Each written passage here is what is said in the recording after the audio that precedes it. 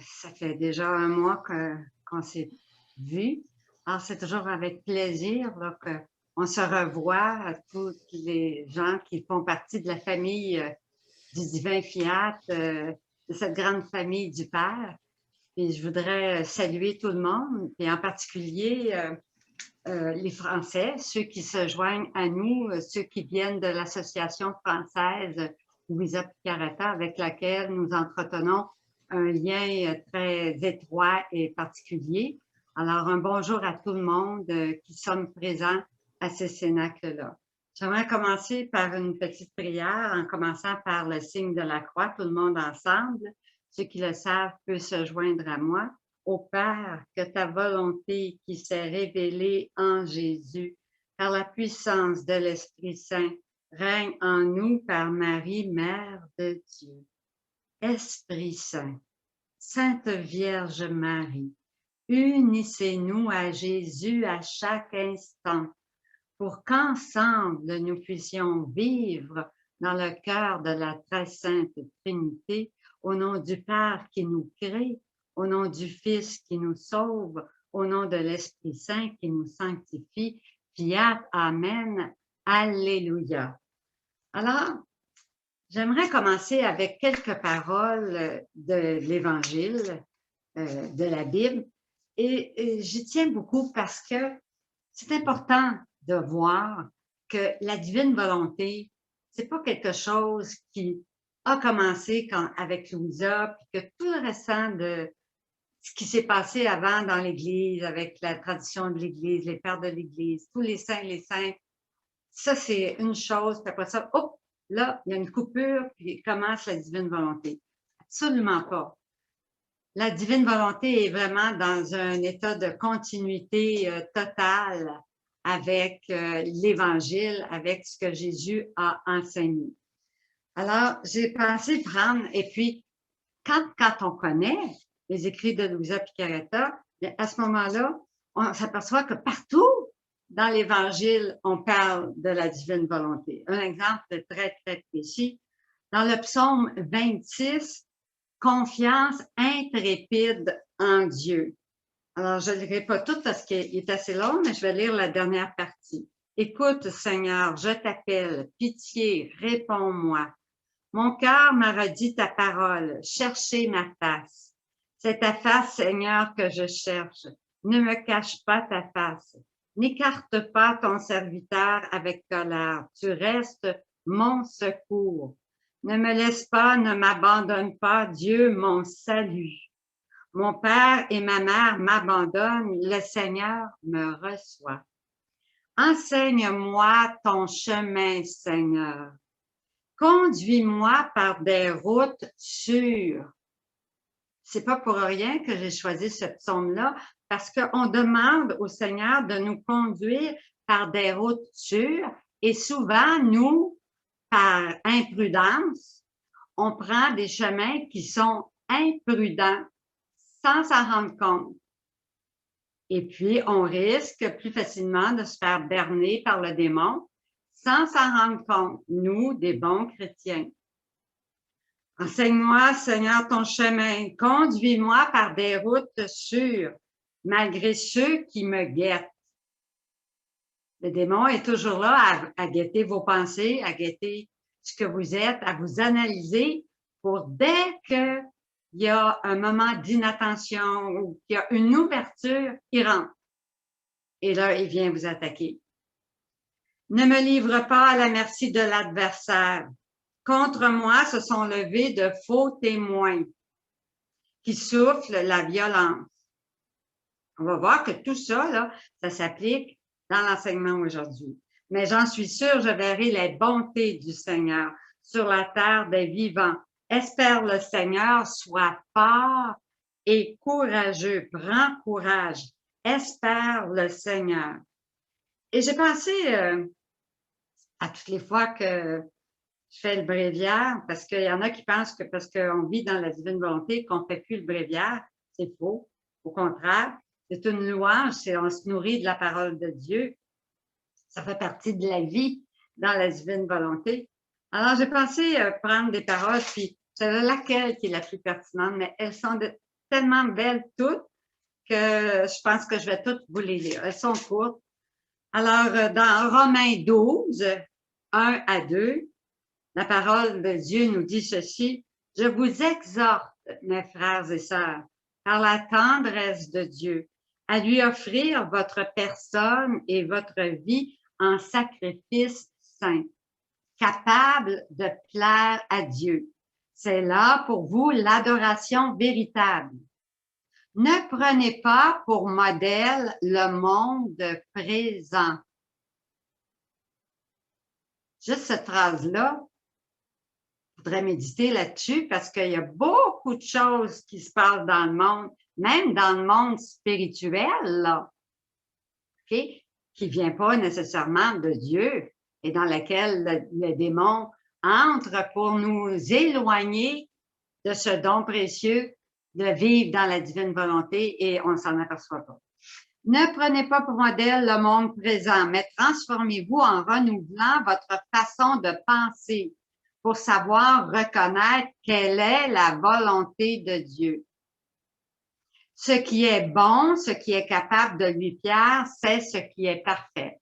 Alors, aujourd'hui, si dans ce que je vais dire, vous sentez que vous avez pris un chemin ou d'autres personnes ont pris un chemin qui n'est pas exactement celui que Jésus nous enseigne.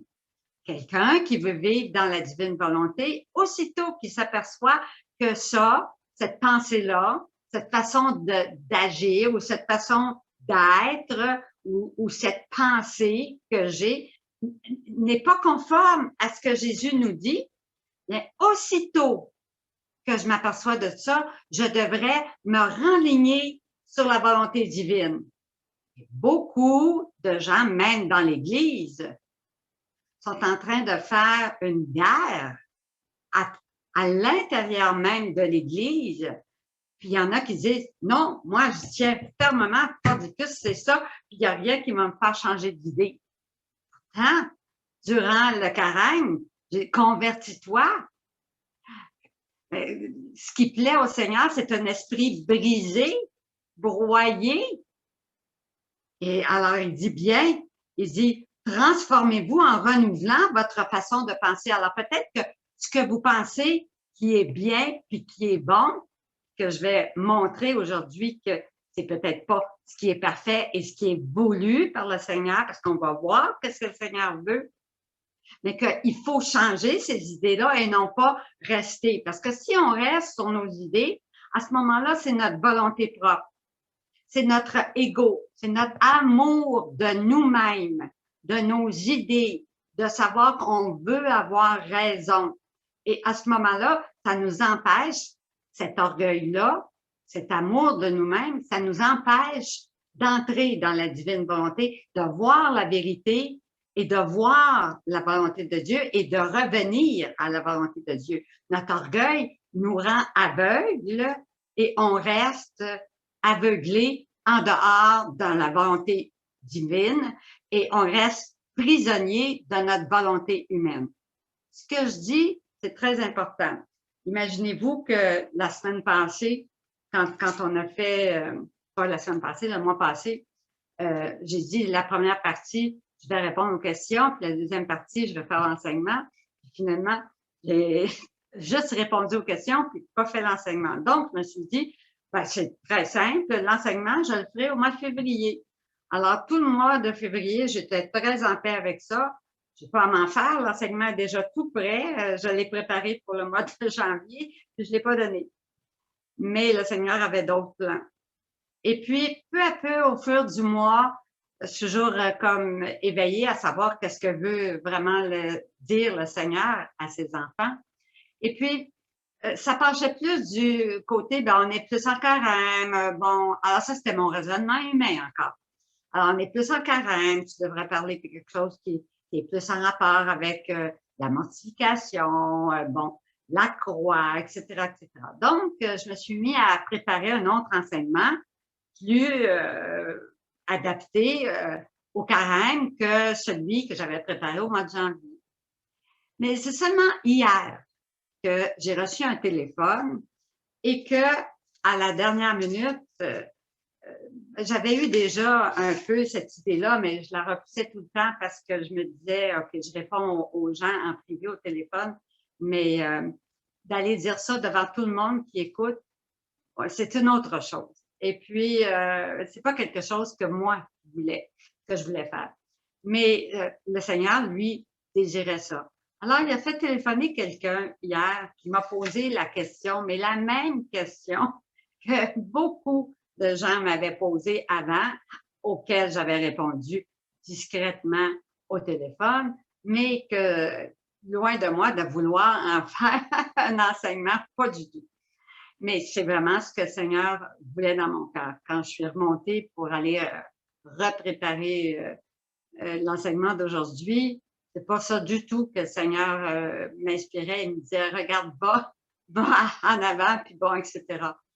Et puis, je me suis aperçue que finalement, le Seigneur, il veut que je réponde à ces questions-là. Et tout l'enseignement, ben, est passé à la réponse de ces questions-là.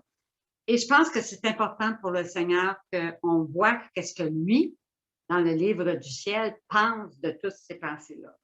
Alors, la question, je vais vous nommer les questions qui sont venues ce mois-ci, et puis je vais répondre avec l'enseignement que Jésus m'a montré dans le livre du ciel, comment Jésus pense. Il va répondre à toutes ces questions-là. Et probablement que ça va prendre tout le temps qu'on a aujourd'hui et même probablement le mois prochain pour compléter parce que c'est vraiment trop intense. On ne pourra pas faire ça d'une seule fois.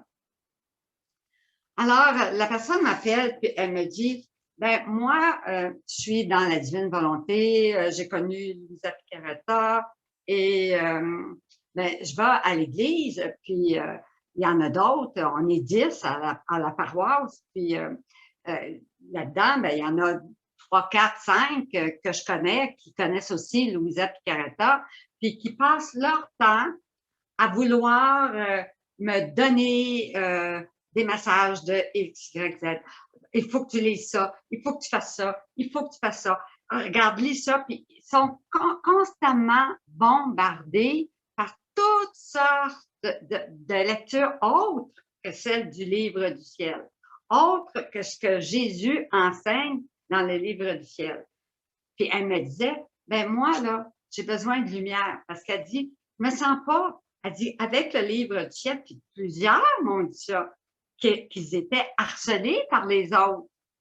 Puis, ben, c'est comme ça, pas juste dans une région, c'est comme ça partout. Dans toutes les régions, j'ai eu des gens de partout, dans toute la province, qui m'ont téléphoné pour me dire la même chose, partout.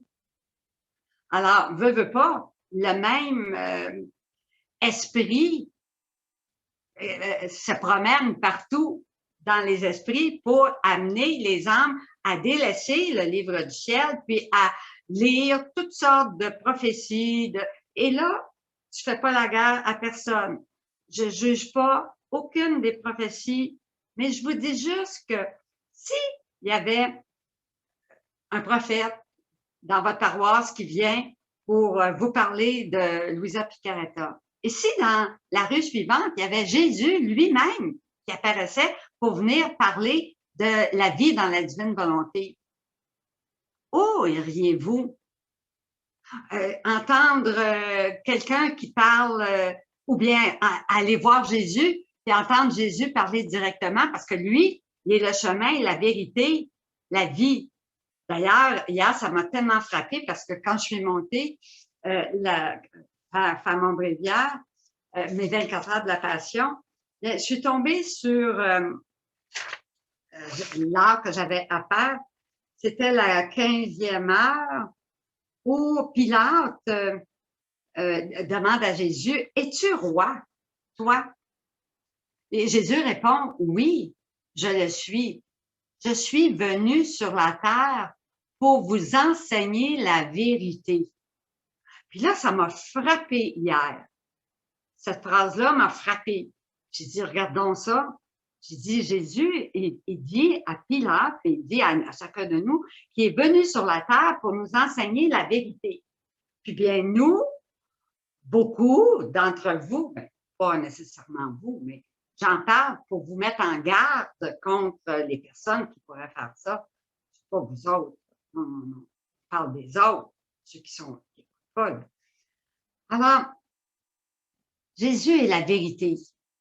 Jésus, tous les écrits de Louisa ont reçu l'imprimatur, le nez, l'obstacle, et on est certaine que Jésus nous emmène sur le chemin de cette vie dans la divine volonté. Et nous, on se laisse étourdir à gauche et à droite par toutes sortes de révélations, toutes sortes de prophéties de personnes humaines qui sont pas béatifiées, qui sont pas nécessairement reconnues par l'Église. Et puis, on prend l'imprudence de croire n'importe quoi qui se dit sur n'importe quoi. Et puis, bien, des fois, souvent, le démon qui se fait comme un ange de lumière pour copier Dieu, parce qu'il sait bien que les bons chrétiens, il ne va pas les avoir en leur disant une hérésie directement ou bien quelque chose contre l'Église, parce qu'il va être démasqué tout de suite. Fait qu'il est beaucoup plus subtil que ça. Il va copier plein de belles choses religieuses. À travers ça, il va infiltrer quelque chose pour nous éloigner de Dieu. On s'en aperçoit même pas. Par exemple, le Père, tantôt, prenait l'exemple de la communion. Et ça court dans l'Église, présentement partout, où il est dit par certaines personnes qu'il faut absolument communier sur la langue, parce que communier dans la main, là, c'est un sacrilège. Puis, Padre Pio l'a dit. On fait dire ce qu'on veut à n'importe qui pour être appuyé avec quelqu'un qui a du poids pour faire passer nos idées. Alors, communier dans la main, c'est pas correct. On est mieux de faire une communion spirituelle. Ce qui est faux.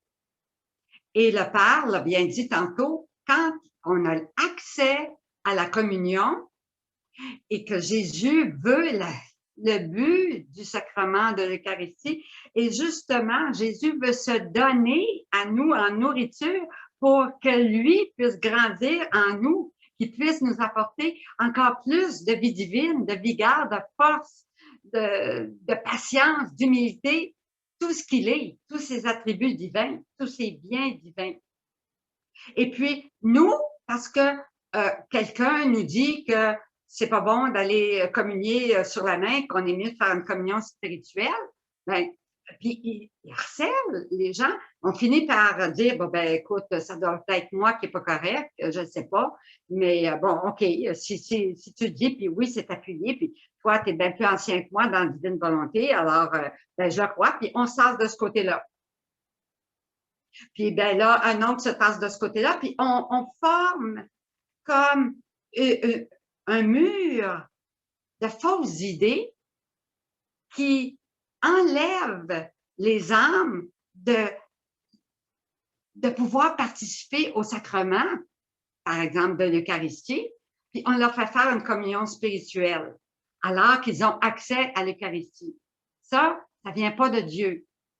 Mais il faut voir là-dedans, dans ces pensées-là, une partie du démon qui veut nous éloigner de Dieu. Okay? Alors, il faut faire attention. Il ne faut pas faire entre nous, dans l'Église, là, deux clans. Un qui s'oppose à l'autre, puis l'autre qui dit vous ne devez pas faire ci, vous ne devez pas faire ça, le pape n'est pas correct, le pape. Parce que toutes ces questions-là me reviennent. Puis c'est toujours la même chose. Puis là, tel pape. Puis on ne s'aperçoit pas qu'on devient parisien. Que là, on essaie d'imposer à tout le monde nos idées parce que c'est nous, on a la vérité, c'est nous qui sommes corrects, puis c'est ça que Dieu veut. Pourtant, on va le lire, là, dans le livre du ciel, là, que Jésus, il n'a jamais dit ça. Dans le catéchisme de l'Église catholique, c'est pas marqué qu'une communion spirituelle, quand on a la chance de communier réellement, qu'on doit faire une communion spirituelle plutôt que de communier dans la main. Alors, il y a toutes sortes d'idées comme ça qui circulent, qui sont sérieuses, parce que qu'est-ce que ça l'amène, ces idées-là? Ça l'amène la division dans l'Église. Tout ce qui est division, ça vient de Satan. Ça vient pas de Dieu. parce que Dieu, il est unité. Puis Dieu est vérité. Alors, on va voir directement avec la parole de Dieu, on va faire parler Jésus aujourd'hui. Puis lui, il dit qu'il est venu sur la terre pour nous enseigner la vérité. Puis ce qu'il nous enseigne, alors, je vois pas pourquoi, si on prend notre livre du ciel puis qu'on s'en tient au livre du ciel, à ce moment-là, on est certain d'être dans la vérité, d'être dans la foi catholique. Et non pas une foi avec toutes sortes d'idées qui ne font pas partie de notre foi catholique et qui nous éloignent souvent de cette vie dans la divine volonté et même de la présence de Dieu. Alors, on va commencer par se poser la question. Que faut-il vraiment faire pour vivre dans la divine volonté, pour progresser en elle et en arriver à la posséder? Puis, il y a d'autres questions plus loin là, qui vont venir, là, auxquelles je vais répondre dans cet enseignement-là. Il faut avant tout de l'attention. Alors, voyez-vous, Jésus, il dit que la première chose pour vivre dans la divine volonté, c'est d'être attentif. Attentif à appeler l'Esprit Saint. Être attentif à écouter à l'intérieur de nous ce que l'Esprit Saint va nous inspirer pour faire cet acte parfait que Jésus a fait, le faire avec lui de la manière dont Jésus le fait, avec sa douceur, avec sa patience, avec sa miséricorde. Mais si on commence à juger l'Église, à juger, il y a des gens qui appelaient d'autres, qui me posent la question, qu'est-ce que tu penses du pape? Le pape a dit ci, qu'est-ce que tu penses? Sachez ceci, que quelqu'un qui vit dans la divine volonté, il n'y en a plus de pensées propres, parce que toutes ses pensées sont celles de Jésus. Alors, il pense exactement comme Jésus. Alors, quelle était la pensée de Jésus? La seule pensée de Jésus, quand il était sur la terre, c'était de glorifier son Père dans tous ses actes, de sauver et de sanctifier toutes les âmes et de hâter la venue du royaume de Dieu sur la terre, de faire advenir, lui le formait dans son humanité, donc de faire advenir ce règne de Dieu-là sur la terre comme au ciel. Alors, Jésus, dans son humanité, il y a tout ce royaume qui est là. Cette attention doit être à l'intérieur de nous. Alors, pour que cette ascension à la divine volonté soit continuelle, bien sûr, Jésus, il nous dit qu'on doit avoir l'attitude divine. Alors, c'est quoi cette attitude divine? Il dit ceci, peu importe vos tâches quotidiennes, vous devez apprendre progressivement à ne les exécuter que pour et en Jésus. Alors, bien sûr qu'avant de connaître la divine volonté, ben, on allait travailler pour gagner de l'argent, pour faire vivre notre famille, pour s'acheter un auto neuf, pour avoir une maison plus grande. Pour plein de raisons humaines, on vivait humainement. Puis là, Jésus est en train de nous transformer pour qu'on ait une vie divinisée avec des pensées qui montent au ciel. Et Jésus, il nous dit qu'on doit petit à petit, progressivement, tout faire pour Jésus et en Jésus. Donc, c'est un processus qui nous ramène à l'état originel qu'avaient Adam et Ève avant la faute originelle, où ils ne vivaient que pour Jésus puis en Jésus. Alors, c'est un retour, mais encore faut-il, dans nos actions, même si on voit qu'il y a un autre motif, ben dire non. Alors, je vais travailler avant tout parce que c'est pour plaire à Jésus, parce que il m'a voulu comme père de famille, comme mère de famille, et il a voulu que j'ai des enfants et je dois, mon devoir d'État me dit de gagner l'argent pour pouvoir subvenir aux besoins de mon épouse et de mes enfants. Alors, je le fais pour Dieu. Je le fais plus uniquement pour gagner de l'argent, avoir une meilleure position, faire plus d'argent pour avoir plus de commodité, pour avoir plus de plaisir, des voyages, de tout ce que vous voulez qui est humain, mais qui n'est pas le but de notre vie, de notre création comme créature. Donc, petit à petit, il faut en venir. Alors, voilà ce que signifie être attentif à la divine volonté, ainsi que vous conduisiez une auto, que vous tondiez le gazon, que vous changiez une couche, vous tapiez à la machine ou sur votre ordinateur, vos actions prendront une valeur divine. Faire toute chose pour Jésus signifie que tout est fait avec la pure intention de ne plaire qu'à Jésus et à lui seul. Donc, j'aime mon mari parce que Jésus a voulu, Dieu le Père a voulu qu'on se marie.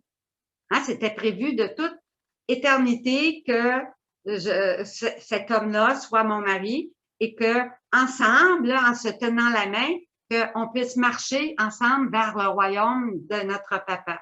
Et bon, on a eu des enfants, on forme une famille.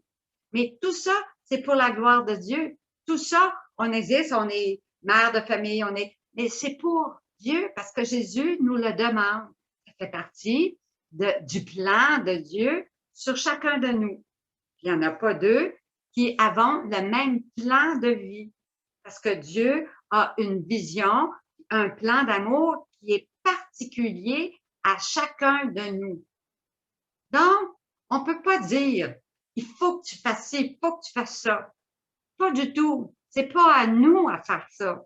C'est l'Esprit Saint en dedans qui va nous dire à chacun de nous qu'est-ce qu'on doit faire, puis qu'est-ce qu'on doit suivre. Et Jésus va nous indiquer. Donc, nourrissons-nous des bons aliments pour être certains de prendre le bon chemin. Et puis, bien, à ce moment-là, restons recueillis en notre intérieur. Vivre en moi, dit Jésus, c'est dans le volume 3, le 9 juillet 1900. Vivre en moi est la vertu véritable qui a le pouvoir de donner à l'âme la forme de la personne divine en qui l'âme fait sa demeure et de se transformer en ses vertus divines elles-mêmes dont elle se nourrit. Donc, Jésus, il parle de vertu ici. Puis souvent, il y a eu un mélange parce que souvent, on a dit, bien, les saints avant, eux autres vivaient, grandissaient dans les vertus, puis maintenant, vivre dans la divine volonté, c'est complètement différent. Donc, il faut délaisser ça, puis vivre dans la divine volonté. Et puis, qu'est-ce qui arrive chez certaines personnes? C'est que toutes les vertus, tout notre intérieur, okay, à cause du péché originel, on a été entaché, on a des faiblesses, on a notre nature humaine est faible sur plusieurs points. On a des tendances au mal, hein, l'inclination au mal qui est là, puis on se préoccupe pas de faire grandir les vertus parce que on rentre dans les volumes supérieurs, puis on dit, ah oui, toutes les générations passées, présentes et futures, puis je prie pour tout le monde, puis tout ça. On se préoccupe plus des vertus. Ah non, ça c'était le monde avant. Pas du tout. Là, on se trompe.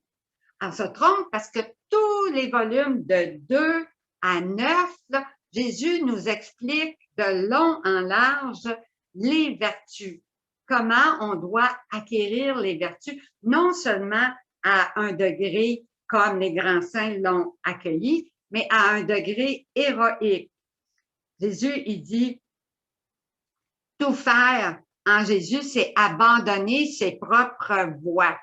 Alors aujourd'hui, si je vous dis des choses puis vous me dites non, non, non, non, non, non, non, ouvrez votre cœur pour essayer de voir s'il n'y a pas des résistances de votre côté. Et faire toutes choses de la même manière, avec la même attitude que Jésus adopterait, lui accordant ainsi le plaisir de faire le travail en vous. Et Jésus dit ceci dans le volume 8. Et ça, c'est une question, je vais y répondre tout de suite. Il y a bien des gens qui m'appellent et me disent, mais là, qu'est-ce qu'il y en est? Qu'est-ce que vous en pensez, vous? On me suggère de commencer par le volume 11 ou le volume 12. C'est comme dire à quelqu'un, ben, marche, puis cours avant même de savoir se mettre debout, puis être capable, solide, d'être capable de faire les premiers pas. C'est impossible. Un enfant doit ramper. Avant, il doit apprendre à se mettre debout. Alors, si on passe par-dessus ces livres-là aussi, parce que le livre 11 ou 12 est plus, contient plus de matière, plus de richesse, puis qu'on n'a pas mis en pratique ce qu'il y a dans le livre 2, 3, 4 et 9, on ne va pas loin, on ne va pas vivre dans la divine volonté. On va avoir des connaissances de ce que c'est que vivre dans la divine volonté. On va être très connaissant, tout dans notre tête. Mais ce n'est pas appliqué dans notre vie. Parce qu'on va voir comment est-ce que Jésus, il nous dit d'appliquer ça dans notre vie.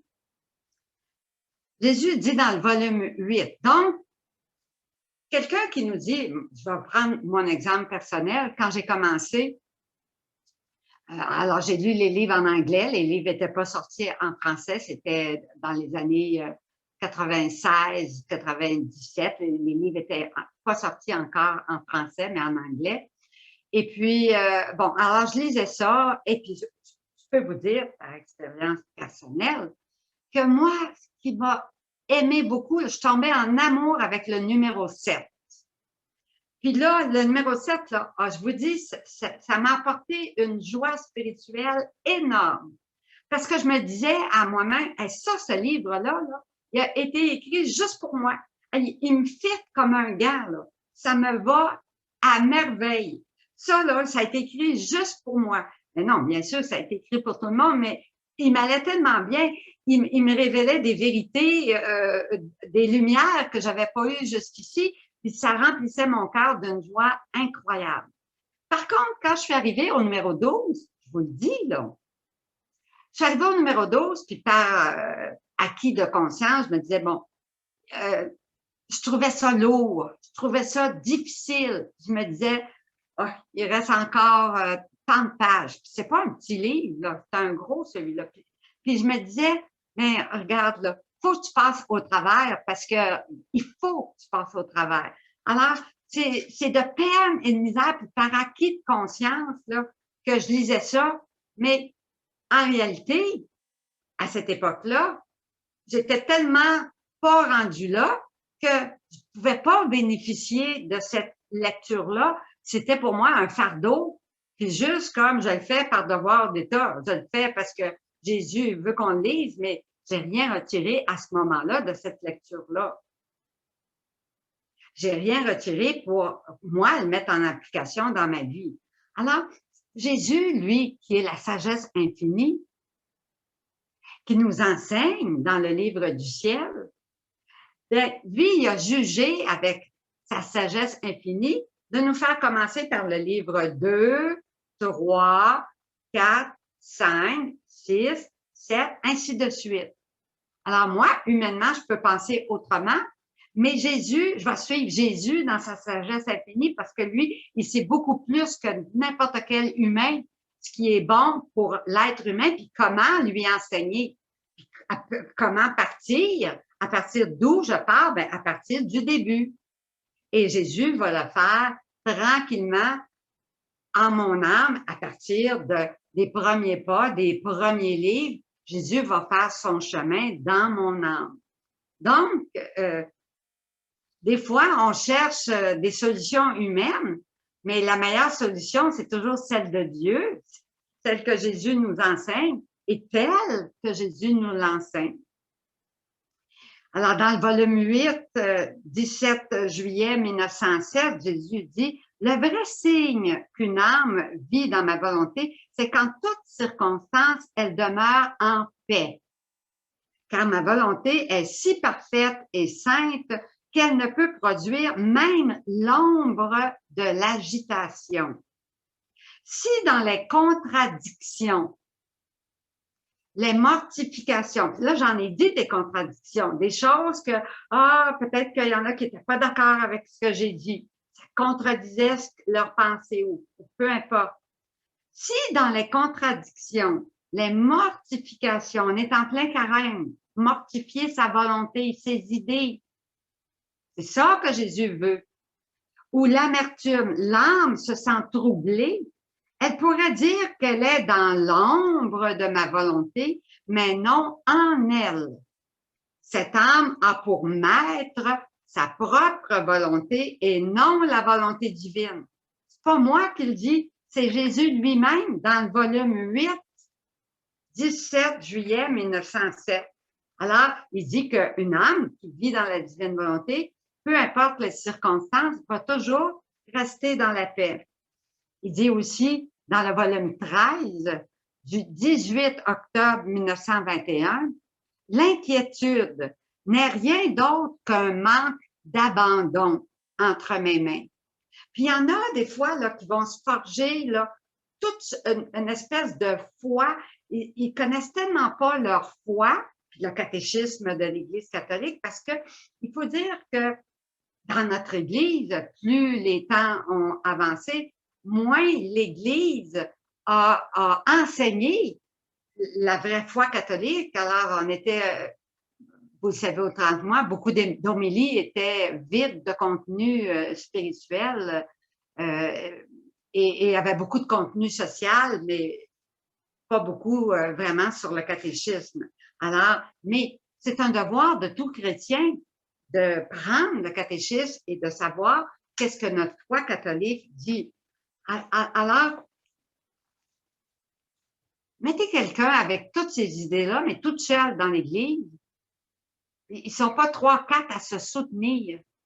Vous allez voir que cette personne-là, au bout de 3-4 semaines, elle va revenir à la foi catholique. Jésus va lui parler dans son cœur. C'est parce que les gens se tiennent entre eux et qu'ils soutiennent les mêmes idées qu'ils pensent qu'ils ont de la force contre, puis ça devient une tentation pour la personne qui, elle, veut bien faire, tout ça, puis qu'elle se dit, ben l'autre, hein, c'est plus que moi, ça doit être elle qui est correcte, ça doit être moi qui est pas correct, alors que c'est tout à fait le contraire. Si vous suivez Jésus dans le livre du ciel, puis que vous suivez ce qu'il vous dit, c'est vous qui êtes sur le bon chemin avec la bonne lumière de Jésus.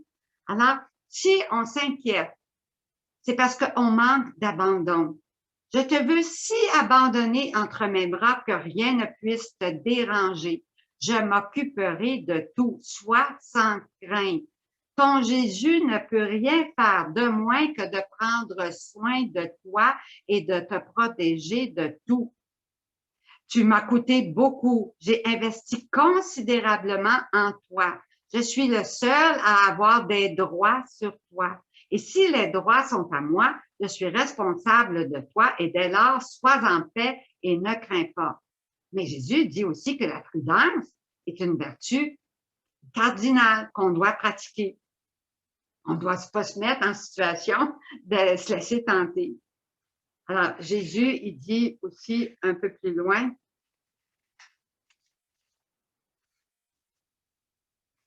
il fait un résumé tellement beau de tout ce que j'ai dit ici. La clé pour vivre dans la divine volonté et y être attentif, même dans les choses les plus ordinaires, ça veut dire que l'on s'efforce continuellement de conserver la divine attitude. Tout faire pour Jésus et en Jésus. Jésus faisait tout avec une parfaite vertu. Et nous, on doit tout faire en exerçant d'une façon le plus parfaitement possible toutes les vertus. Parce qu'en Jésus, ben, on ne peut pas agir avec l'imperfection. Il faut enlever l'imperfection pour se revêtir de la perfection que Jésus veut nous donner. Tout faire pour Jésus signifie que l'on fait toute chose avec la pure intention de ne plaire qu'à lui seul. Abandonner ses propres voies. Ça, c'est quelque chose c'est la chose la plus difficile à faire. C'est abandonner nos idées, notre volonté propre, notre ego, nous-mêmes. Ça va mourir à nous-mêmes. On ne veut pas mourir. Notre ego veut continuer à avoir raison puis à vivre. C'est ça qu'il faut durant le carême mortifier le plus. Renoncer à nos idées propres. Renoncer parce que Jésus le dit, il répète, c'est pas juste vrai. Quand on lit le livre du ciel, on voit bien que nos idées sont pas celles de Jésus. Puis on doit adopter celles de Jésus. Puis quitte à laisser tomber toutes nos idées ou les idées que le monde autour de nous véhicule. Pas entrer dans ce genre de tentation-là.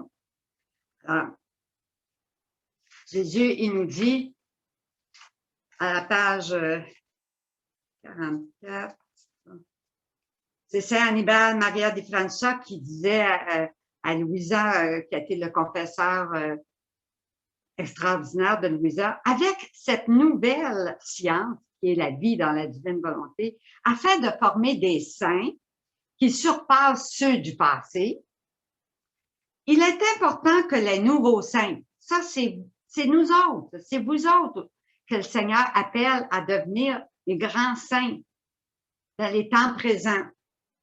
Il est important que les nouveaux saints possèdent toutes les vertus à un degré héroïque, tout comme les saints d'autrefois. Donc, on ne rejette pas les vertus, on ne rejette pas les saints d'autrefois. Au contraire, on regarde qu'est-ce qu'ils ont fait dans leur vie, qu'est-ce qu'ils ont dit, les saints, approuvés par l'Église, parce qu'ils nous ont dit tellement de belles choses pour nous faire grandir dans les vertus. Et un exemple de ceci, c'est la bienheureuse Dina Bélanger.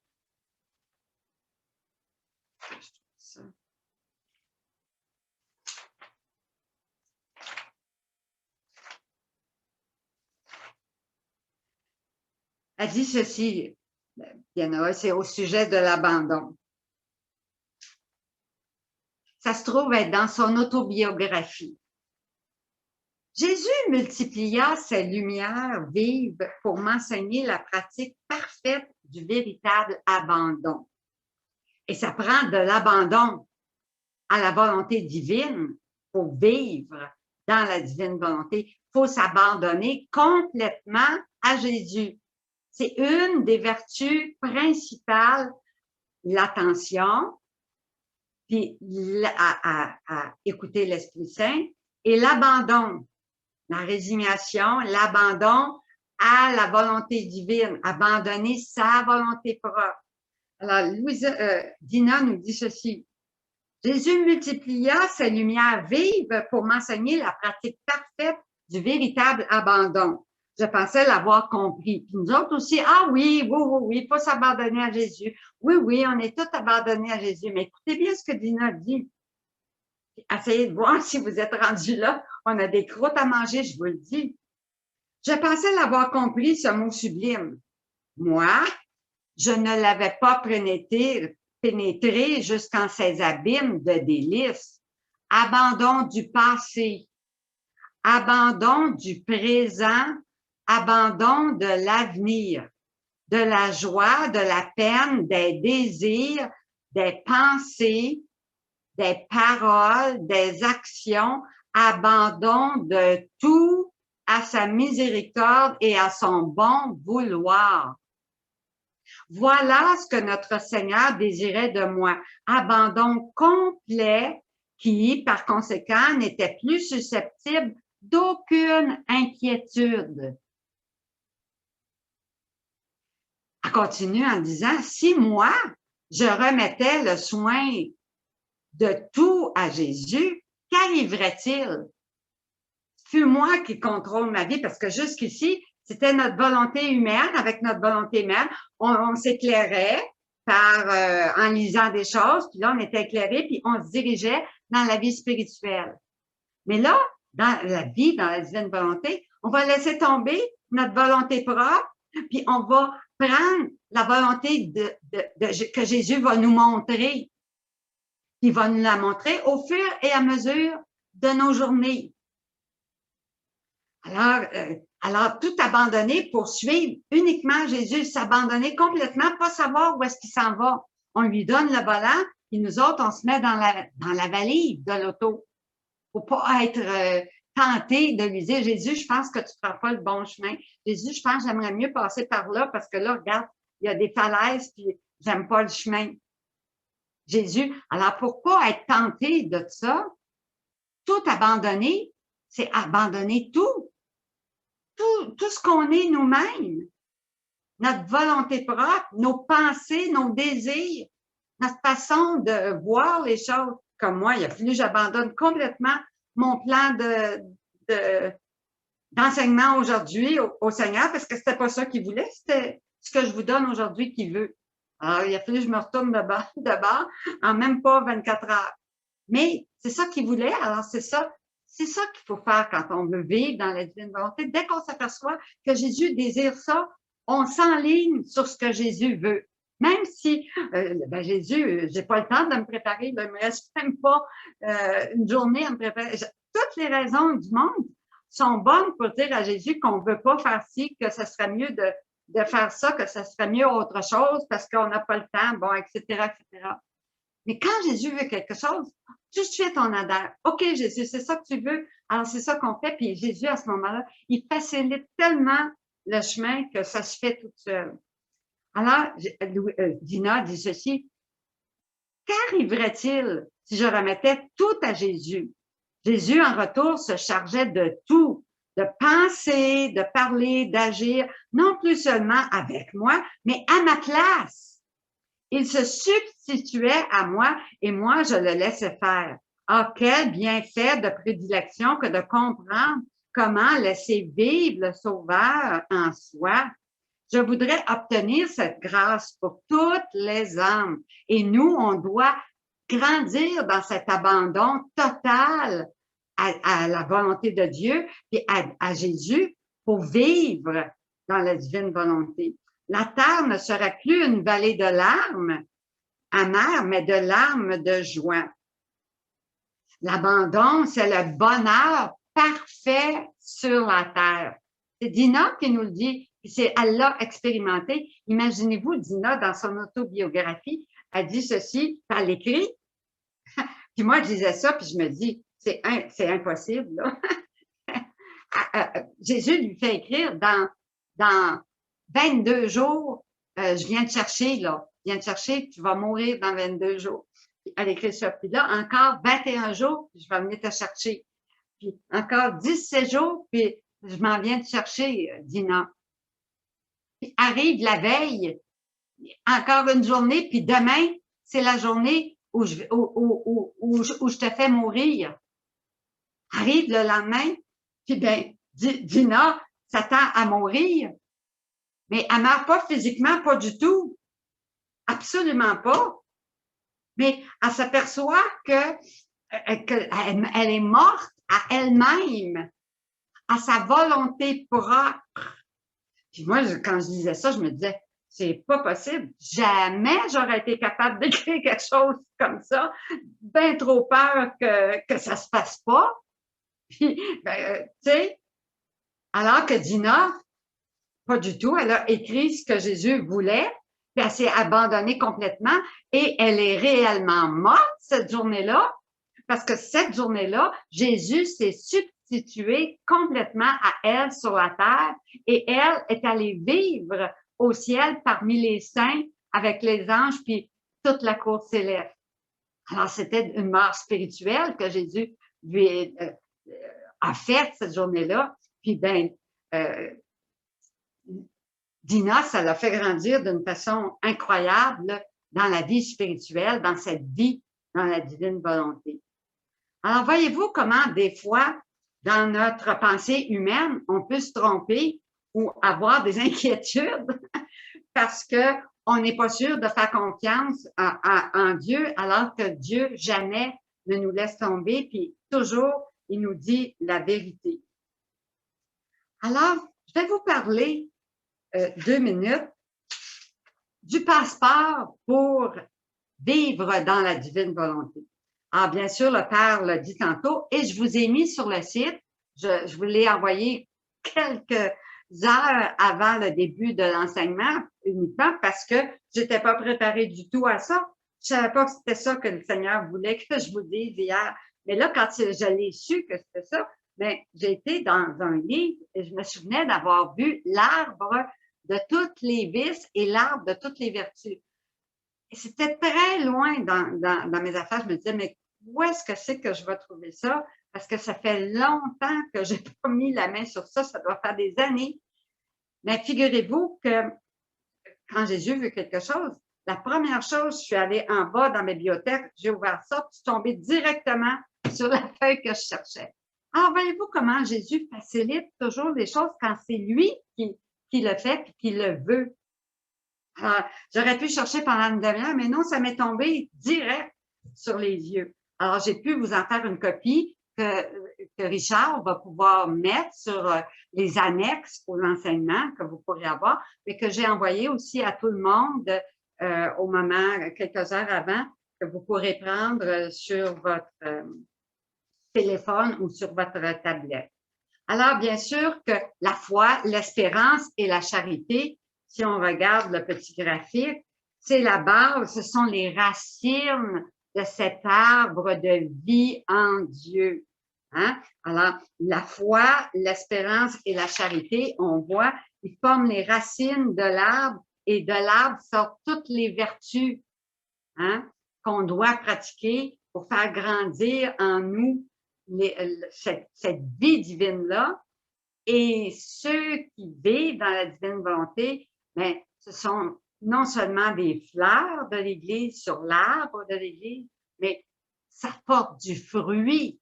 Alors, deviennent un fruit délicieux qui nourrit le cœur de Jésus directement. Et en bas, c'est marqué humilité. On va voir comment cette vertu-là est à la base de cet arbre et de cette vie dans la divine volonté. Sans humilité, sans connaissance de son néant, il n'y a pas de vie dans la divine volonté. Donc, la foi, l'espérance et la charité, ça c'est dans le volume 2.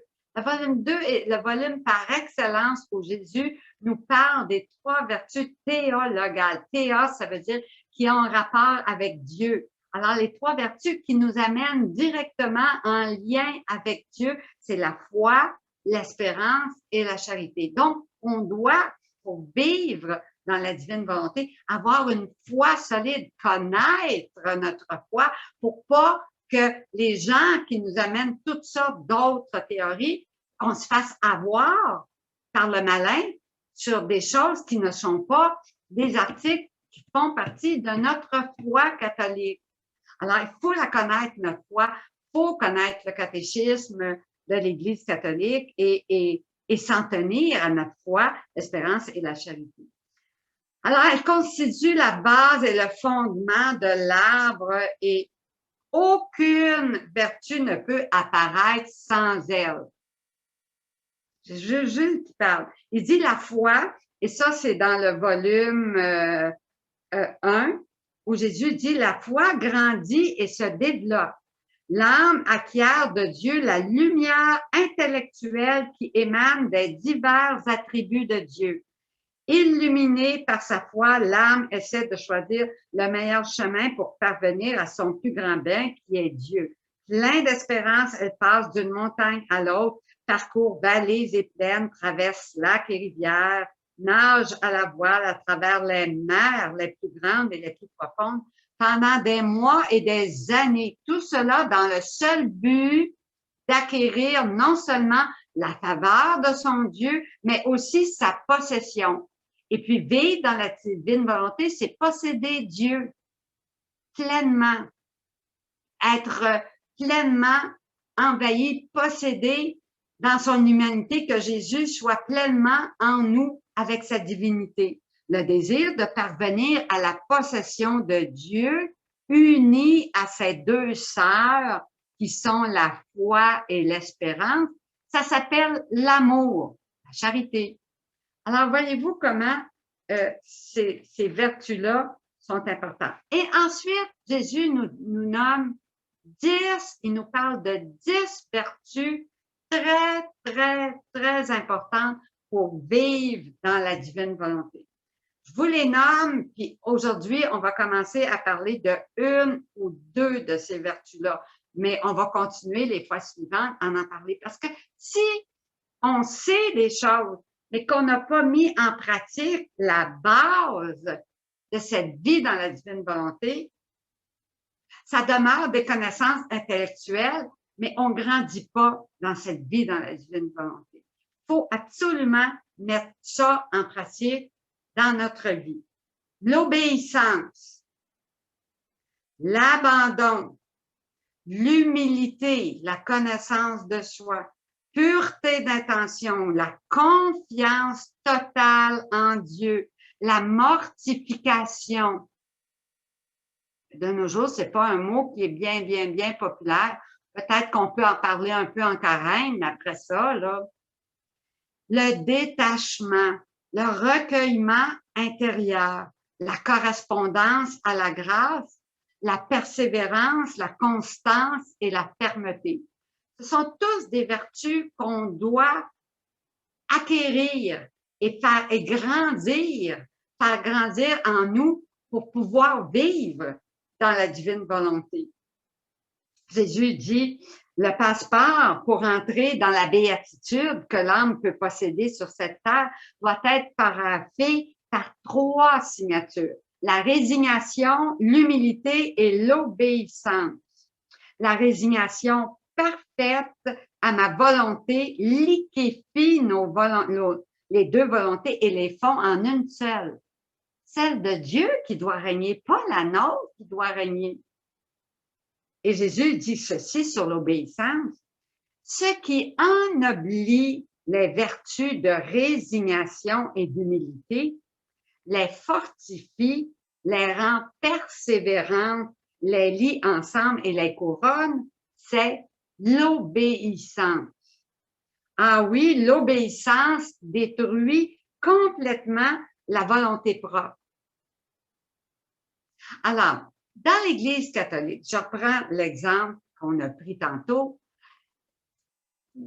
l'évêque dit aux prêtres des paroisses, bon, alors à partir de maintenant, vous allez donner la communion dans la main. L'évêque dit ça à ses prêtres. Donc, dans l'obéissance, le prêtre dit à ses paroissiens, à partir d'aujourd'hui, vous allez recevoir l'Eucharistie dans la main. Alors, nous, dans l'obéissance à l'Église, on doit dire « Fiat Seigneur » et recevoir l'Eucharistie dans la main, puis avec plein d'amour, puis plein de reconnaissance pour Jésus qui se donne pleinement en nous. Mais souvent, oh non, ça se peut pas, puis on commence avec nos murmures, on commence à critiquer, on commence à juger, on commence à reprocher, on commence à murmurer, puis ça n'en finit plus. Puis là, le démon, il va nous faire rencontrer quelqu'un. Puis là, on commence à faire de la médisance, de la calomnie. Puis on s'en aperçoit même pas. On pense que c'est correct. Parce que Jésus, ce qu'il aime, c'est la langue, c'est sur la langue, puis il n'aime pas ça. Puis là, on tombe dans le péché sans même s'en apercevoir. C'est important, ça, de ne pas tomber dans ces pièges de Satan. L'obéissance détruit complètement la volonté propre. Sans les signatures de la résignation, de l'humilité et de l'obéissance, le passeport est sans valeur et l'âme sera toujours éloignée du royaume de la félicité. Donc, elle sera contrainte à rester dans l'inquiétude, la peur, les dangers, dans sa volonté propre. Pour sa propre disgrâce, ça c'est dans le volume 3, c'est Jésus qui parle là. Pour sa propre disgrâce, elle aura comme Dieu son propre ego. Elle sera courtisée par l'orgueil et la rébellion. Voyez comment même des bons catholiques ont cet esprit de rébellion en eux. On ne doit pas avoir cet esprit de rébellion. Ça, c'est dans le volume 3, le 16 avril 1900. Volume 3. Alors, il faut lire ces choses-là, puis les mettre en pratique. Alors, Jésus, il dit ceci sur l'obéissance. Il dit, l'obéissance, c'est la quintessence de l'amour. Et comment la volonté est-elle connue? La volonté de Dieu, elle s'exprime avec certitude par les commandements de Dieu, l'enseignement authentique de l'Église, les lois justes de l'État, les justes commandements de ceux qui sont en autorité. Elle s'exprime également par les inspirations de l'Esprit Saint. Dans l'attention, l'abandon, la mortification, la modestie, les bonnes communions. Tout doit être pratiqué. Si vous vous dispensez d'une chose ou d'une autre sous prétexte, ce manque d'obéissance empêchera sûrement Jésus de remplir son ardent désir de former sa vie dans votre âme et d'y régner. Vivre sous l'obéissance d'une autre personne est certainement la façon la plus rapide de tuer sa propre volonté. La base de l'obéissance, et là, ça vient le catéchisme de l'Église catholique, nous dit ceci: c'est l'autorité du supérieur reçue directement ou indirectement de Dieu. Et Jésus dit que un ou l'autre, c'est identique à ses yeux, que l'obéissance à Dieu puis l'obéissance au supérieur, on doit obéissance aux deux. Jésus nous dit dans des extraits de Jésus, dans le volume 1, « Je veux que tu saches, par abstraction des personnes, » on fait abstraction de qui nous donne un commandement ou un ordre ou quoi que ce soit, pour que quand on te demande de faire quelque chose, puis ça, c'est un sujet que j'ai jamais voulu l'aborder. Puis Jésus, aujourd'hui, m'a dit, ma fille, t'abordes ce sujet-là. J'ai jamais voulu l'aborder parce que c'est un sujet qui est tellement difficile parce que on veut pas, on dit, ben moi, je suis seule à la maison, j'ai plus personne à qui obéir. Je fais, oui, on a à obéir à l'Esprit Saint. On a à obéir à l'Église. On a à obéir aux représentants de l'Église. On a à obéir. Mais ça, c'est important. Alors, il dit que quand on demande de faire quelque chose, tu le fasses comme si la demande venait directement de moi. Les yeux fixés sur moi. Donc, quand quelqu'un nous demande quelque chose, on a les yeux fixés sur Jésus et non pas fixés sur la personne qui nous demande quelque chose. Ne juge personne. Moi, ça m'a frappé. Les yeux fixés sur moi, Jésus. Jésus, il nous dit, ne juge personne. Puis là, il y a des bons chrétiens qui jugent que c'est pas correct, que c'est pas puis bon, ils ont plein de murmures, de critiques, de reproches, puis de l'esprit de rébellion. C'est pour ça que c'est si difficile de parler de l'obéissance, parce que l'esprit de rébellion est en nous depuis le péché d'Adam et Ève. On a cet esprit-là, cette inclination-là, cette rébellion-là qui est en nous, à plus ou moins de degrés. Mais c'est en nous à cause du péché originel. On ne veut pas obéir, on veut faire ce qu'on veut, comme on veut, comme on pense que c'est bon. Puis ça, c'est bon, je tiens mordicus à mes idées. Alors que Jésus ne peut pas agir, ne peut pas nous donner cette vie si on tient à nos idées, puis si on ne prend pas les siennes à lui. Il nous dit bien, les yeux fixés sur moi ne jugent personne. Donc, on devrait mettre ça en pratique. Garder les yeux fixés. OK, quelqu'un me dit, l'obéissance me dit, je garde les yeux fixés sur Jésus et je juge personne. Ne regarde pas pour voir si la tâche est douloureuse, dégoûtante, facile ou difficile.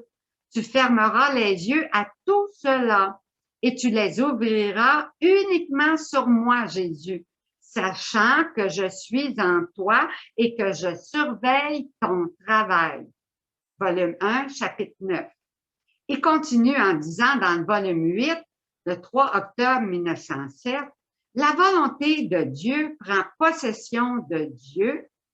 La volonté de Dieu fait prendre possession de Dieu et l'obéissance est la clé qui ouvre la porte pour entrer dans cette possession. Donc, si on n'a pas une obéissance parfaite à Dieu, dans les commandements de Dieu, obéissance à l'Esprit Saint, obéissance au catéchisme de l'Église catholique, obéissance à ce que Jésus nous dit. Non, non, non, mais regarde, fais donc ci plutôt. Puis ben, personne ne le sait, c'est juste une inspiration intérieure. Est-ce qu'on obéit à toutes les inspirations intérieures? C'est pas vrai. Si vous regardez, là, nombre de fois, on fait notre volonté parce que ça nous plaît davantage, parce que ça fait plus notre affaire, que c'est plus selon nos goûts, c'est plus, on va en recevoir plus, c'est plus gratifiant pour nous. Puis autrement, ce que Jésus nous propose, ben, ça serait un sacrifice, une mortification. On n'a pas tellement de goût. L'obéissance est la clé pour ouvrir la porte et entrer dans cette possession de cette vie dans la divine volonté. Volume 8, le 3 octobre 1907. Et Jésus continue dans le volume 2, le 3 octobre 1899. Il dit, veux-tu savoir ce qu'est l'obéissance? Voulez-vous savoir ce qu'est l'obéissance? Ben, Jésus dit dans le volume 2, le 3 octobre 1899, il dit, c'est la quintessence de l'amour, c'est-à-dire ce qu'il y a de plus suave, de plus délicieux dans l'amour, c'est l'obéissance. Elle est le plus grand, le plus pur, le plus parfait amour découlant du plus douloureux sacrifice. Jésus le dit, vivre dans la divine volonté, c'est le sacrifice des sacrifices, parce que sacrifier sa volonté humaine pour faire celle de Dieu, c'est le martyre des martyrs pour l'âme. Parce qu'on meurt à nous-mêmes, on meurt à nos désirs, à nos pensées, à tout ce qu'on est, à tout ce qu'on meurt à nous-mêmes, puis on n'aime pas ça, mourir à nous-mêmes. Et Jésus nous dit que c'est ça. Elle invite l'âme, l'obéissance, à s'anéantir afin de vivre de nouveau en Dieu. Il n'y a pas de vie en Dieu sans être complètement anéantie, morte à nous-mêmes. Étant très noble et divine, l'obéissance ne tolère rien d'humain dans l'âme. Toute son attention vise à détruire ce qui n'est pas noble et divin dans l'âme, c'est-à-dire l'amour de soi. Puis nous autres, on est là, non, puis telle idée, puis ça, c'est correct, puis ça s'appuie sur telle affaire. Puis on a plein de raisons à dire qu'on est correct, qu'on a la bonne façon de penser. Ça, c'est l'amour de soi, l'orgueil. On a tous ça en nous à cause du péché originel. Et puis, savez-vous qu'est-ce que fait l'orgueil? Ben, elle nous rend aveugles, complètement aveugles sur nous-mêmes. Puis là, on se voit d'un œil beaucoup trop flatteur, puis on rentre pas dans notre néant. Une fois que cela est fait par l'obéissance, elle travaille seule, tandis qu'elle laisse l'âme se reposer en paix. Donc, quand on est dans l'obéissance totale à l'Esprit Saint, on tombe dans le repos total en Dieu. Et Jésus continue, il dit, quand on s'éloigne de l'obéissance, on s'éloigne de moi, Jésus. C'est Jésus lui-même qui dit, le roi de cette noble vertu, et on court à sa perte. L'obéissance tue la volonté propre et déverse dans l'âme les grâces divines par torrent. On peut dire que l'âme obéissante ne fait plus sa volonté propre, mais celle de Dieu. Ça, c'était dans le volume 2 du 17 août 1899. C'est important de relire ces choses-là pour faire grandir en nous cette obéissance-là. Saint Ignace de Loyola disait, ben, obéissez à Dieu comme un cadavre. Un cadavre, il n'y a pas un mot à dire, il pense pas, il raisonne pas, il dit pas oui, mais bon, telle affaire. Nous, on vit dans notre raisonnement humain. On est complètement une société, une génération qui vivons dans notre tête. On raisonne. On veut comprendre, on raisonne, puis on veut s'éclairer. C'est pas ça du tout, c'est tout à fait le contraire, vivre dans la divine volonté. C'est faire abstraction de nos pensées, de nos idées, de nos désirs, de tout, pour prendre celle de Jésus. Et Jésus dit ceci dans le volume 6, le 9 août 1904, « Je ne considère pas le nombre ou la grandeur des actions, mais leur relation à l'obéissance à la divine volonté ou indirectement à l'obéissance à ceux qui me représentent. » Donc, si vous faites des bonnes actions, mais que c'est pas la volonté de Dieu, vous êtes en dehors de la volonté divine. Il faut que les bonnes actions, vos actions, soient en accord avec ce que Dieu veut de vous. Et là, ça va avoir une valeur aux yeux de Dieu. Il dit bien, dans le volume 6, le 9 août, je ne considère pas ni le nombre ni la grandeur des actions, mais leur relation à l'obéissance à la volonté. C'est pour ça que même la plus petite action, cliquer de l'œil ou faire un soupir ou un battement de cœur, si c'est fait pour Jésus, avec Jésus, en Jésus, par amour pour lui, mais à ce moment-là, ça devient un acte divin parfait qui a plus de valeur que tous nos actes humains qu'on peut faire sans adhérence à la volonté divine. Jésus continue dans le volume 8, le 28 juillet 1908, à dire « L'obéissance est la porte me permettant d'entrer dans l'âme. » Voyez-vous l'importance de l'obéissance?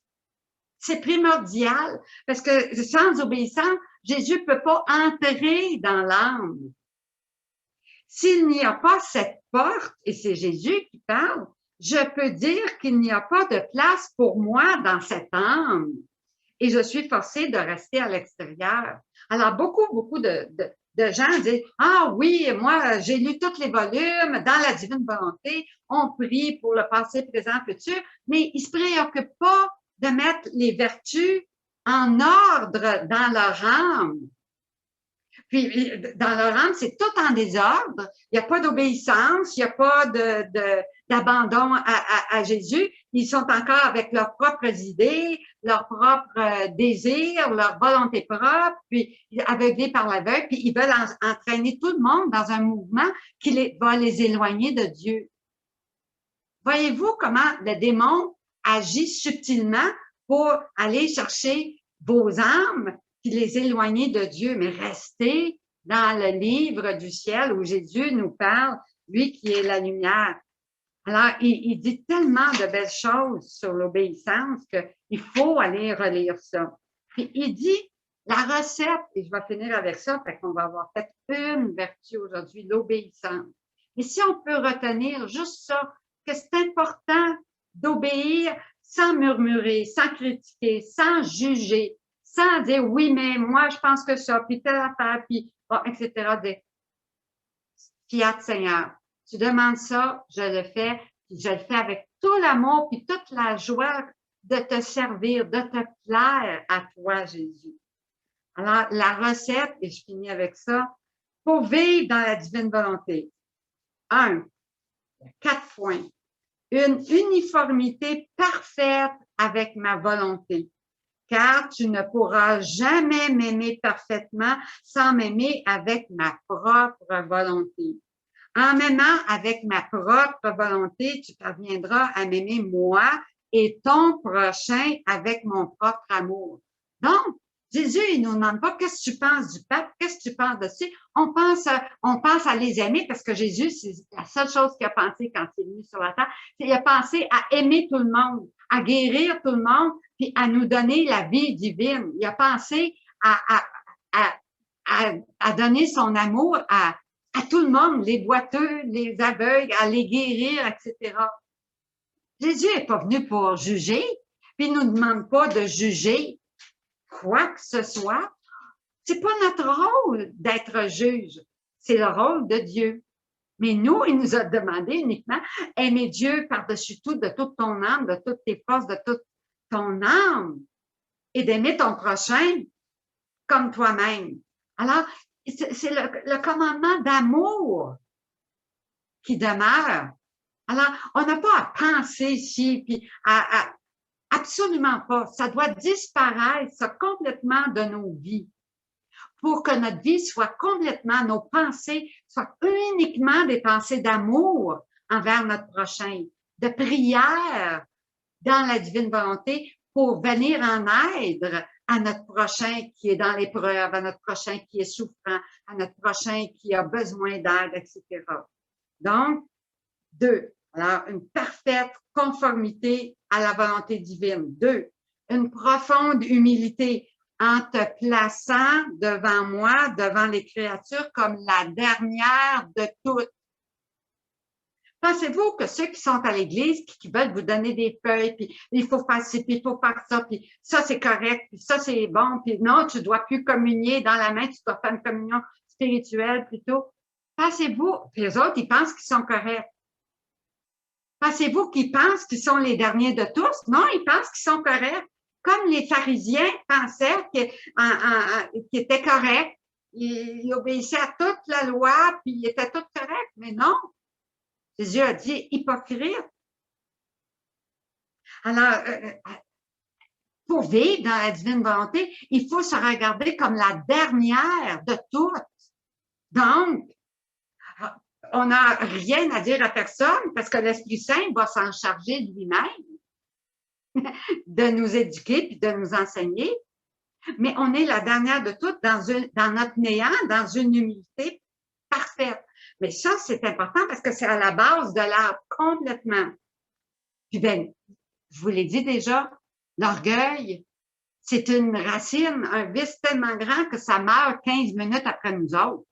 Mais il faut, pour vivre dans la divine volonté, que ça meure tout de suite en nous, puis qu'on rentre complètement dans notre néant. La pureté en tout, tout faire pour Jésus puis en Jésus. Et le quatrième point, l'obéissance doit être rattachée à ma volonté. Car si cette vertu concerne les supérieurs que je t'ai donnés sur cette terre, ma volonté est cette obéissance qui me concerne directement, de sorte que l'on peut dire que l'une et l'autre sont la vertu d'obéissance, avec cette différence que l'une concerne Dieu et l'autre les hommes. Les deux ont la même valeur et elles ne peuvent exister l'une sans l'autre. Tu dois donc les aimer également toutes les deux. Et ça, j'ai pris ça dans le volume 4, le 20 novembre 1900. Donc, si aujourd'hui, on apprend juste à dire fiat Seigneur à tout ce que l'Esprit Saint nous suggère dans notre cœur, puis qu'on arrête d'écouter Pierre, Jean-Jacques autour de nous, ou qu'on arrête de vouloir amener les âmes à faire ci, puis à faire ça, puis il faut ci, puis il faut ça. C'est jamais la façon dont Jésus se prend. Jésus dit pas, il faut faire ci, il faut faire ça, etc. Absolument pas. Jésus nous parle d'amour. Jésus nous parle de vertu. Et Jésus les a pratiquées parfaitement, ces vertus-là, et il veut nous amener à un degré héroïque de pratique de toutes ces vertus pour que ce soit des vertus divines que Jésus pratique en nous-mêmes, dans notre humanité. Alors, je vous invite à retourner dans les volumes 1, 2, 3, 4, 5, puis à lire attentivement tout ce que Jésus dit sur les vertus, puis à appliquer ça dans le quotidien de votre vie. Parce que s'il n'y a pas ça, que c'est pas appliqué, même si vous allez dans les volumes 11, 12, puis que vous avez des connaissances sur la Pibon, etc., jamais vous vivrez dans la divine volonté. Il faut vraiment commencer par la pratique des vertus, par grandir ça en nous. Ça fait grandir la vie divine. Jésus grandit en nous, puis peut se déverser en nous, puis faire nous pratiquer ces vertus-là jusqu'à un point de vue héroïque. Donc, mettons-nous, disons-nous que, ce que les saints ont dit et ce que les saints ont pratiqué comme vertu, c'est toujours bon dans l'Église. Et c'est pas parce qu'on veut vivre dans la divine volonté qu'on rejette ça. Pas du tout. Au contraire. On prend exemple sur les saints, puis on prend exemple sur les vertus qu'elles ont pratiquées pour grandir nous-mêmes dans la vertu, parce que ce sont les premiers pas qu'il faut faire absolument pour vivre dans la divine volonté. Alors, on a encore beaucoup de chemin à faire, mais une bouchée à la fois. Alors, disons gloire au Père, au Fils et au Saint-Esprit, au Dieu qui est, qui était et qui vient pour les siècles des siècles. Amen. Alors, je passe la place au Père pour qui viennent avec moi pour la bénédiction finale.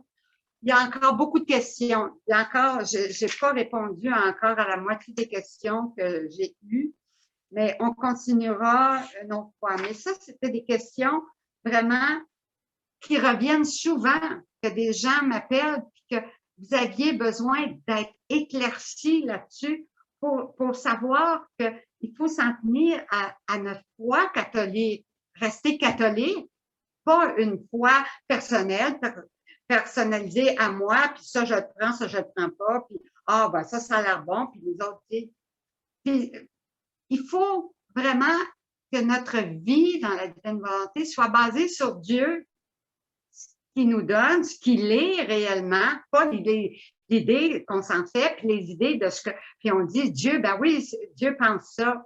C'est pas vrai. Ce qu'il pense, il nous le dit dans le livre du ciel, puis il nous dit pas ce que les autres nous disent. Alors, faisons attention pour pas faire des médisances, des calomnies, dire des choses qui sont même pas dans la foi catholique, d'aller raconter ça à d'autres. Restons dans le chemin droit que Jésus nous indique pour vivre notre foi catholique, puis grandir dans les vertus et grandir dans cette vie, dans la divine volonté. Alors, je laisse la place au Père-nous.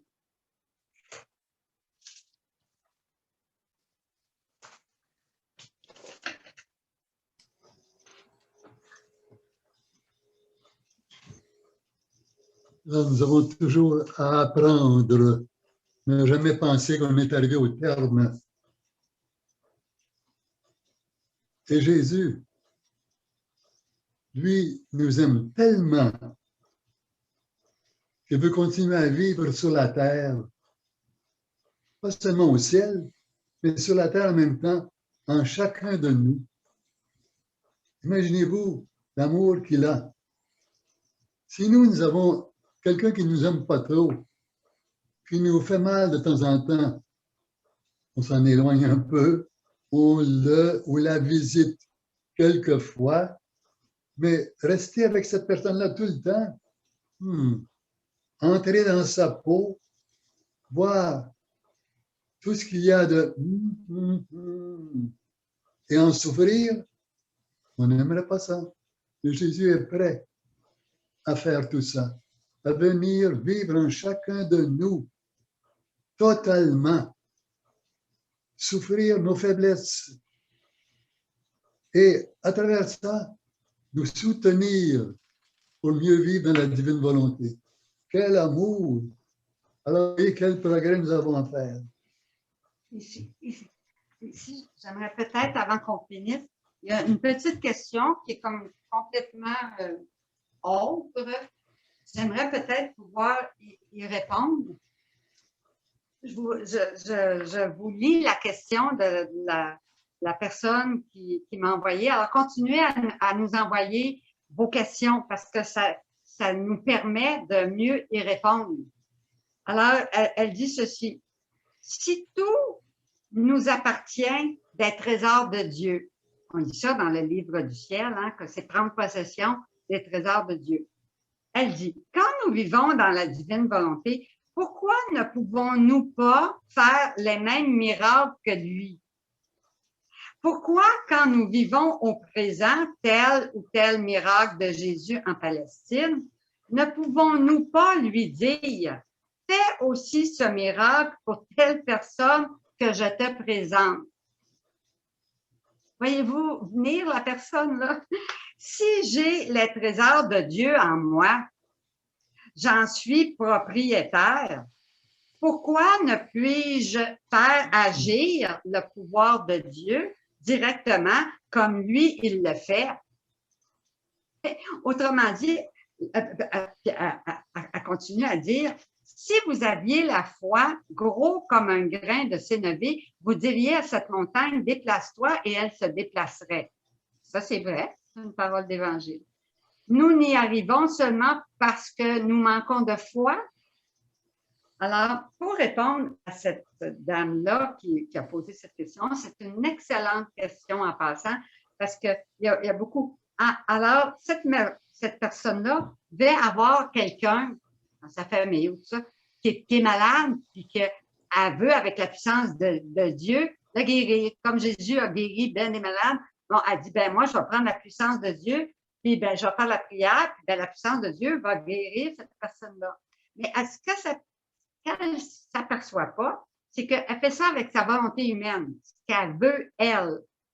Mais peut-être que c'est pas la volonté de Dieu que cette personne-là guérisse. Peut-être que la volonté de Dieu, c'est que cette personne-là s'en aille dans le sein du Père, retourne au Père. Alors, voyez-vous, il faut que notre prière soit conforme à la volonté de Dieu pour qu'elle puisse. Et puis bien, elle dit, si tout nous appartient des trésors de Dieu quand nous vivons dans la divine volonté. Alors là, la dame, puis beaucoup de personnes pensent comme ça. Mais il ne faut pas penser que c'est parce qu'on a lu tous les livres qu'on connaît les vérités que Jésus nous dit, tu dois savoir, puis qu'on sait tout ça dans notre tête, qu'on vit dans la divine volonté, puis qu'on est dans le mode éternel, puis qu'on vit pleinement la divine volonté. Non! Puis là, ben, je pose la question, qui est sans péché ici? Là, vous allez tous me dire, ben non, moi, j'en ai encore, tout ça. Alors, voyez-vous, une vie, c'est continuel. Alors, vivre dans la divine volonté. Alors, quand Jésus parle de cette âme qui vit dans la divine volonté, c'est l'âme qui est complètement morte à elle-même et qui vit pleinement en Dieu, qui a les mêmes désirs de Dieu et les mêmes pensées de Dieu. Donc, elle va demander les mêmes choses que Dieu veut. Elle ne va pas demander les choses par rapport à elle, par rapport à l'autre personne, par rapport à l'humanité ou son raisonnement, ou bien ce qui serait bon pour sa famille parce qu'elle a 3 enfants, il faudrait bien qu'elle guérisse, parce que c'est pas la volonté de Dieu qu'elle meure, puis bon, etc., etc. Tous nos raisonnements humains. Alors, on pense qu'on vit dans la divine volonté. Elle a lu les 36 livres, elle vit dans la divine volonté. C'est faux, absolument faux. On a tout le chemin à faire là, de grandir dans la divine volonté. Puis il y a des âmes qui connaissent peut-être juste les livres, qui viennent de connaître les livres 2, 3, 4, puis qui mettent ça en pratique dans leur vie, qui sont plus avancées que celles qui ont toutes les connaissances de tous les livres, mais qui n'ont rien mis en pratique. Que leurs vertus sont toutes désordonnées, puis qui sont encore sous la domination de leurs passions, de leurs idées, de leurs désirs, d'eux-mêmes. Ils sont remplis d'eux-mêmes, pleins d'orgueil, puis ils ne le voient pas. Alors, c'est pour ça que souvent, nos prières ne sont pas exaucées, parce qu'elles ne sont pas en conformité avec la volonté de Dieu. Donc, on ne peut pas, la dame ici, elle voudrait prendre le pouvoir de Dieu, puis en faire ce qu'elle en veut. Elle-même, avec sa volonté humaine, dire, ben moi, je juge que telle personne devrait être guérie, puis je prends le pouvoir de Dieu, puis je la guéris. C'est pas comme ça que ça marche. Absolument pas. Alors, comprenez-vous que, et souvent, ben, il y a des personnes qui raisonnent comme ça. On doit rentrer dans notre néant et accepter d'entrer dans la volonté de Dieu. Et pour ça, il faut enlever complètement le caillou, je dirais, moi, le rocher de notre volonté humaine qui s'interpose pour empêcher la mère de la divine volonté d'entrer en nous. Alors, je trouve que c'est une très bonne question. Alors, c'est souvent une question, c'est parce qu'on est encore loin de la volonté divine, puis nos désirs, puis nos demandes, ce qu'on voudrait, c'est pas conforme à la volonté de Dieu. Donc, plus on va grandir dans la connaissance de Dieu, dans notre petitesse, dans l'humilité, plus on va accueillir l'action de Dieu en nous, l'action de Dieu dans les autres, et on va dire fiat, amen, sans aucun raisonnement, aucun pensée de critique, de murmure, quoi que ce soit. Tout ça, c'est dans le domaine de Satan. Il faut que ça disparaisse de nous. Donc, la question était bonne, mais il faut comprendre que tant qu'on n'a pas adopté les désirs et les pensées de Dieu, on demeure dans notre volonté humaine.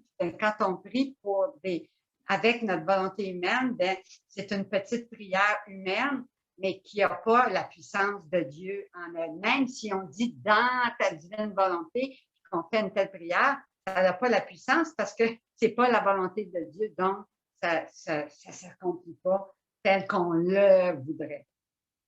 Et aussi, Jésus a fait connaître cela à Louisa alors qu'elle était pas mal avancée à la divine volonté. Il lui a pas dit au début. Elle a souffert au début de son absence. Elle a appris. Alors nous aussi, nous devons progresser dans la divine volonté avant de pouvoir s'approprier tout ce qui a été donné à Louisa puis qu'elle était à la fin. Alors, je vais terminer avec la prière pour la béatification de Louisa. Nous pouvons la dire ensemble et ensuite, que les prêtres, nous pourrons bénir ensemble. Ô bienheureuse Trinité, notre Seigneur Jésus-Christ nous a enseigné que lorsque nous prions, nous devons demander que le nom de notre Père du ciel soit glorifié, que sa volonté soit faite sur la terre comme au ciel, et que son règne vienne parmi nous. Dans notre volonté de faire connaître son royaume d'amour, de justice et de paix, nous vous demandons humblement de glorifier votre servante Louisa, la petite fille de la divine volonté, qui par ses constantes prières et ses grandes souffrances a ardemment intercédé pour le salut des âmes et pour la venue du royaume de Dieu en ce monde. À son exemple, nous vous prions, Père, Fils et Esprit Saint, de nous aider à embrasser joyeusement nos croix sur cette terre, de telle manière que nous aussi, nous glorifions le nom de notre Père du ciel et entrions dans le royaume de la divine volonté. Amen. Alors, tous les prêtres ensemble, nous pouvons bénir et vous-même, chacune de vous, n'oubliez pas de bénir chaque jour. La façon dont vous voulez. Ça peut être très simple. Un signe de croix, ou avec un crucifix, ou une formule. Mais chaque jour, vous avez ce pouvoir d'étendre le règne, la puissance de Jésus partout dans le monde. Avec tous les prêtres unis, nous vous bénissons dans la divine volonté en nous fusionnant à Jésus pour atteindre tous les prêtres afin qu'ils puissent entendre parler de la divine volonté et y adhérer, toutes les âmes consacrées, religieuses, tous ceux qui sont dans la divine volonté et tous les étrangers aussi, avec l'aide de notre maman Marie, au nom du Père et du Fils et du Saint-Esprit. Amen. Alors, bonne soirée et à la prochaine, le 4e jeudi. C'est le 25. Le 20 mars. La journée de l'Annonciation, une grande fête, la fête du Fiat. Alors, vous avez un mois à vous exercer à dire Fiat là, pour arriver à la fête de l'Annonciation avec la Vierge Marie, puis être avec joie prononcer notre Fiat.